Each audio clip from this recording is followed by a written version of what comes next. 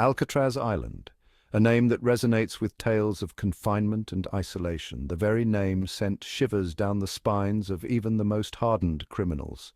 It was a place where the mere thought of being sent there was enough to instill fear and dread. Surrounded by the icy, treacherous currents of San Francisco Bay, Alcatraz was more than just a prison. It was a symbol of absolute confinement. The waters around it were not just cold, but perilous, making the island a natural fortress. From 1934 to 1963, it stood as the ultimate testament to American justice, a place where hope went to die. The prison's architecture and its isolated location made it the perfect place to house the nation's most dangerous criminals. Its history was as chilling as its reputation. The walls of Alcatraz held countless stories of despair and hopelessness, each cell a silent witness to the suffering of its occupants. A former military fortress, Alcatraz was designed to break the spirit. Its transformation from a military installation to a maximum security prison only added to its aura of invincibility. Cold, damp cells, constant surveillance, and a brutal routine awaited its infamous inmates. The daily life in Alcatraz was a relentless grind designed to strip away any sense of individuality or hope. Men like Al Capone and George Machine Gun Kelly had walked its corridors, their spirits broken by its unyielding grip. These notorious figures, once feared and revered, found themselves reduced to mere shadows of their former selves within the prison's walls. Escape, they said, was impossible. The prison's security measures were unparalleled, with guards patrolling day and night, ensuring that no one could ever dream of breaking free. No one had ever successfully escaped from Alcatraz, or so they thought. The island's reputation as an inescapable fortress was about to be challenged, but the human spirit, much like the tides that crashed against the island's rocky shores, is a force to be reckoned with. The determination and resilience of the human spirit can often defy even the most insurmountable odds. And on a foggy night in June 1962, that spirit would be put to the ultimate test. 3 inmates, Frank Morris and brothers John and Clarence Anglin, would attempt the impossible. Their meticulous planning and sheer willpower would lead to one of the most daring escape attempts in history. Over months, they crafted makeshift tools, digging through the walls of their cells. They created life vests and a raft from raincoats, showing incredible ingenuity and resourcefulness. To buy themselves time, they placed dummy heads in their beds, fooling the guards during night checks. The heads were so lifelike that it wasn't until the morning that the guards realized the prisoners were gone. They escaped through a vent, climbed to the roof, and made their way to the shore. Under the cover of darkness and fog, they launched their raft into the treacherous waters of San Francisco Bay. The next morning, the prison was in an uproar. Search parties scoured the island and the bay, but the escapees were never found. Their fate remains a mystery to this day, adding to the legend of Alcatraz. Alcatraz, the impregnable fortress, had been breached. The escape of June 1962 remains one of the most fascinating and enduring mysteries in the history of American prisons. Today, Alcatraz stands as a tourist attraction, a relic of a bygone era. Visitors walk through its corridors, peering into the cells that once held some of the most notorious criminals in American history. The island remains a symbol of both confinement and the indomitable human spirit. Its legacy continues to captivate and intrigue, a testament to the enduring power of hope and determination. Alcatraz Island, a place where legends were born and where the human spirit was tested to its limits. The masterminds behind this audacious plan were an unlikely trio: Frank Morris, a cunning bank robber with a genius-level IQ. Frank was not just any criminal, he was a man whose intellect set him apart from the rest.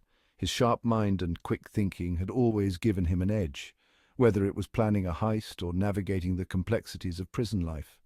Frank's ability to strategize and foresee potential pitfalls made him the natural leader of this daring escape attempt. John Anglin, a skilled mechanic with a quiet determination. John was the kind of person who could fix anything with his hands. His mechanical skills were unmatched, and his calm demeanor under pressure made him an invaluable asset. John had a knack for understanding how things worked, and this ability was crucial in devising the intricate escape plan.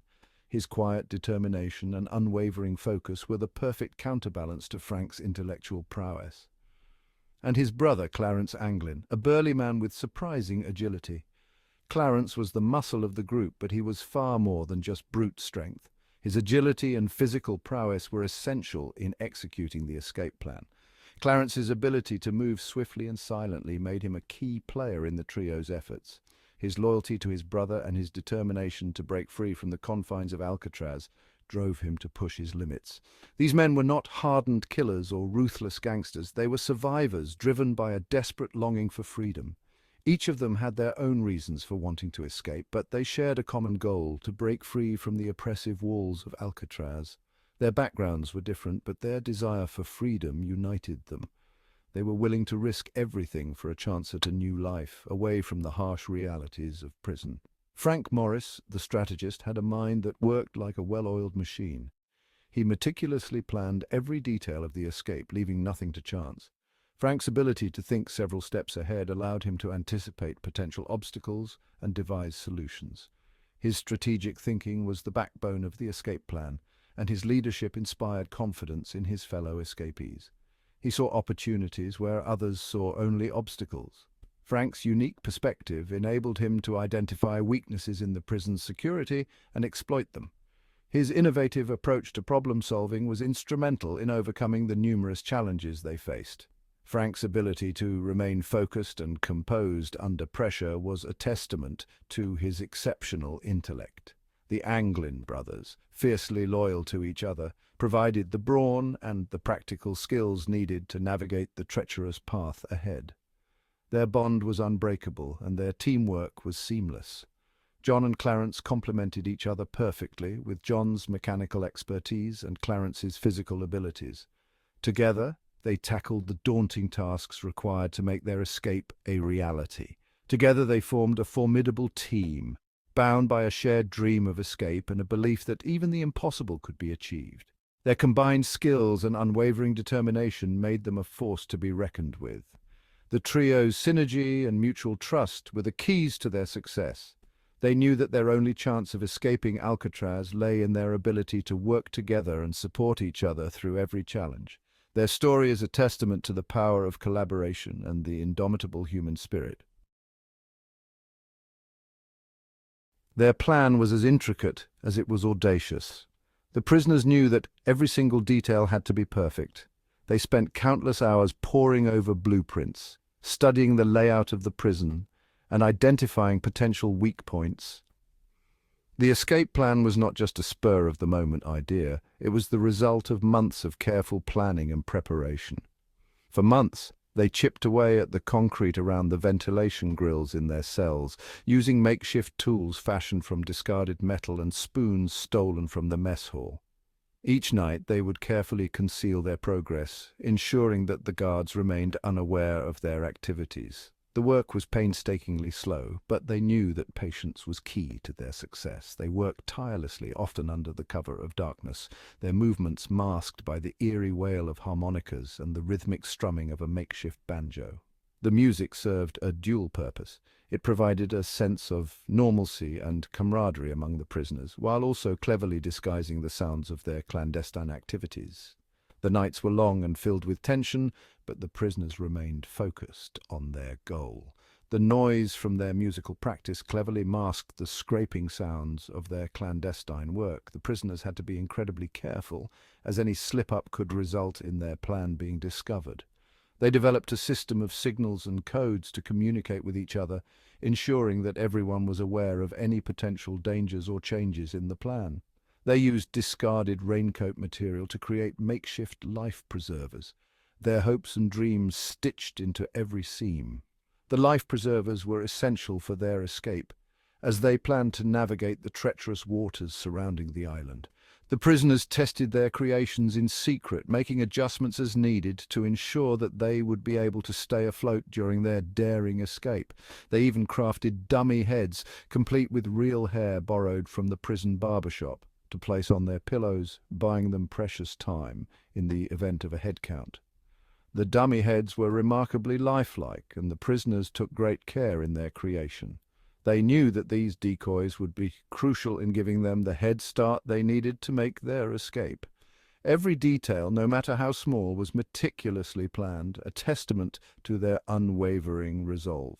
The prisoners knew that their lives depended on the success of their plan, and they were determined to leave no stone unturned.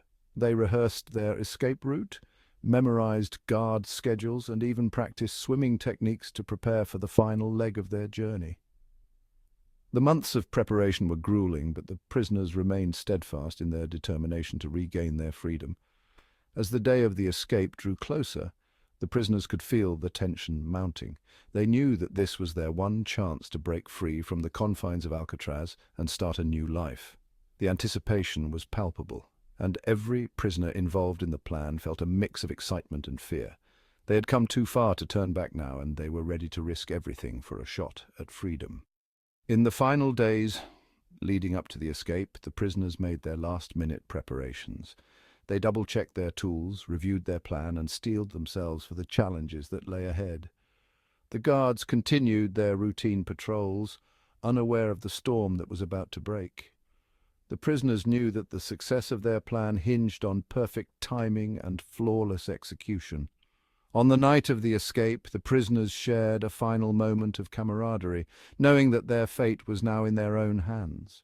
They took a deep breath, steeled their nerves, and prepared to put their months of preparation to the ultimate test. The dawn of a new day was just on the horizon, and with it, the promise of freedom. The night of June 11th, 1962, dawned foggy and cold, the island shrouded in a veil of mist. It was the night they had been waiting for. As the other inmates slept, the three men slipped into their makeshift escape route, a narrow tunnel they had painstakingly carved out behind their cells. With hearts pounding, they crawled through the darkness, the damp air thick with anticipation. They emerged onto the roof of the cell block, their silhouettes barely visible against the misty sky. Below them, the icy waters of San Francisco Bay churned ominously, a constant reminder of the perilous journey that lay ahead.